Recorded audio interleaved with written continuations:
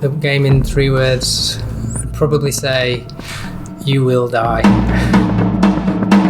It's really going to challenge you, probably some controller throwing moments. If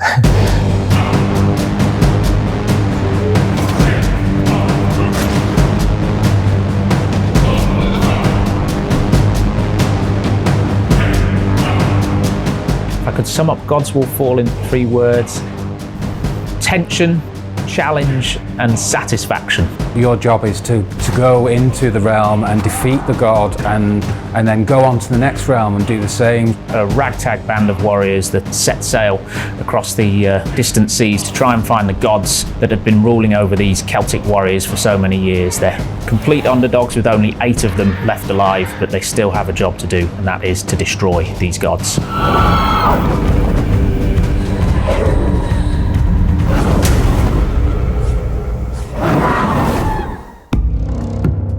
In the game, there are 10 gods, and these are pretty unique gods. There is no kind of, you'll see no reuse between them. They're all very different. We have these flying gods with blades for wings, and we have these bone spider. They're all extremely different and varied. You set foot in a realm, you're in the god's home. None of them are going to share any attacks between them, and when they do have attacks, they do hit extremely hard. All of the gods are built around this idea of them being responsible for having created something in the world that the Celts need to be thankful for. Everything was built around an element of nature. Osseous, the god of bone and sinew, he created bones, this white wood as the Celts refer to it, and he gifted it to all living things, and he expects that white wood to be returned to them by burying their bones and letting them cross back to him across the seas of time. So therefore the whole world that we built for that god is now starts off on a beach across the seas of time on the Ostiol shores, where all of these bones are washing up and slowly returning to that god.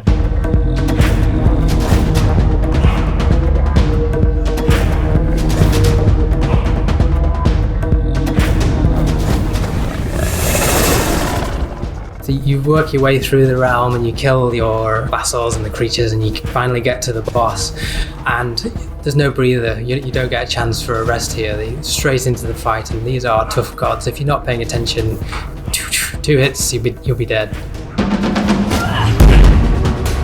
They don't hang around. Some of them might not even let you get close to them to begin with. We've got one that certainly tries to hit you from afar before you even get close to a fight, and you see an awful lot of people not even making it up to within striking distance of these gods. Some are definitely harder than others, depending on your style of play and style of attack, and you have these different warrior types. So there might be a particular god that you can beat easily when you're playing as the nimble, faster warrior type with dual wield.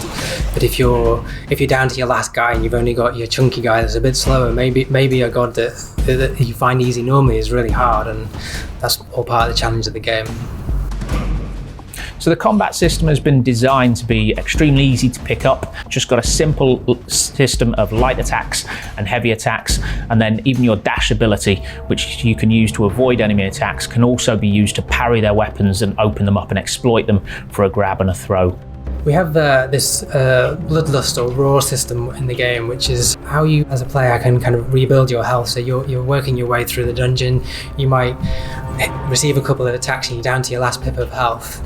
If you then snot a few enemies quickly in a row and you kind of you do a couple of attacks, or you maybe block with a parry, you build up what we call bloodlust, and that's something that you can then convert into health.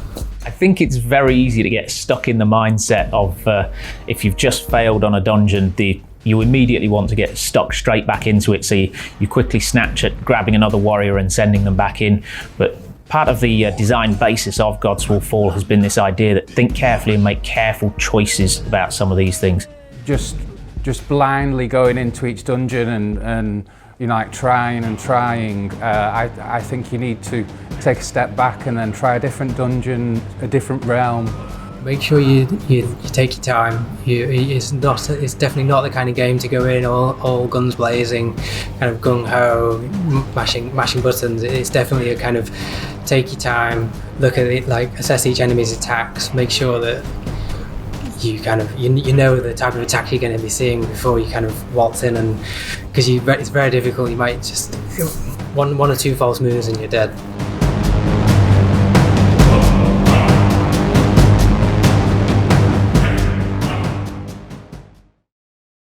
PlayStation